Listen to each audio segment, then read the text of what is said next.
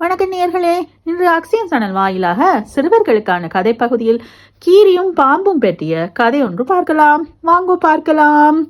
தேவிப்பட்டினம் என்ற ஒரு கிராமத்தில் மாரப்பன் என்ற ஒரு குயவனும் அவன் மனைவியும் வாழ்ந்து வந்தார்கள்.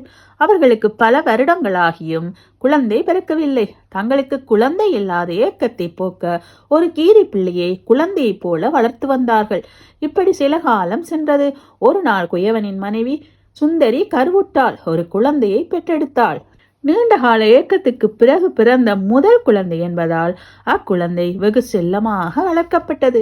ஒரு நாள் தண்ணீர் குடத்துடன் புறப்பட்ட சுந்தரி கணவனிடம், குழந்தை தூங்குகிறது, அருகிலேயே இருந்து பார்த்து கொள்ளுங்கள், கீரி கடித்து விட போகிறது என்று கூறிவிட்டு குளக்கரைக்கு சென்றாள்.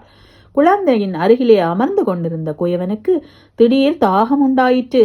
அவன் தண்ணீர் அருந்த சமையலறைக்கு சென்றான்.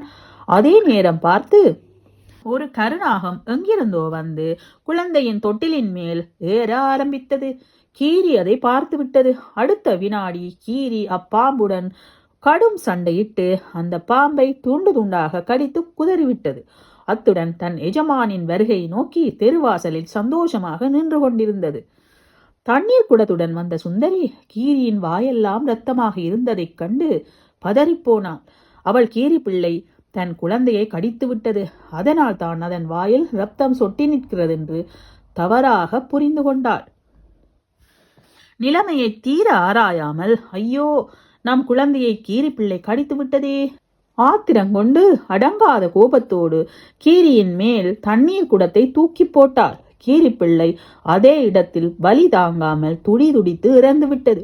சுந்தரி தன் குழந்தைக்கு என்ன ஆயிற்றோ என்ற பதட்டத்தில் உள்ளே ஓடினாள். குழந்தை தொட்டிலில் அப்படியே உறங்கிக் கொண்டுதான் இருந்தது. பிறகு என்ன நடந்திருக்கும் என்று சுற்றுமுற்றும் பார்த்த அவளுக்கு ஒரே அதிர்ச்சி. தரையில் பாம்பின் உடல் பல துண்டுகளாக சிதறி கிடந்தன. அவளுக்கு உண்மை புரிய ஆரம்பித்தது.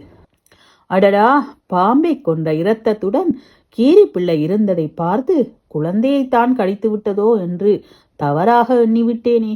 அருமையாக அன்பாக வளர்த்த கீரியை அவசரப்பட்டு கொன்றுவிட்டேனே என்று கண்ணீர் விட்டு கதறி அழுதாள். கன நேரத்தில் நடந்து முடிந்துவிட்ட இந்த நிகழ்ச்சிகளை உள்வாங்கிக் கொண்ட குயவன் தனது மனைவியை சமாதானப்படுத்தினான். என்ன குழந்தைகளே, நாமும் எந்த ஒரு விஷயத்தையும் பதட்டத்துடன் அவசரப்பட்டு ஒரு முடிவை எடுக்கக்கூடாது.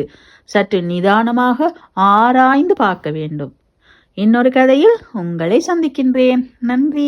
வாழ்க வளமுடன்.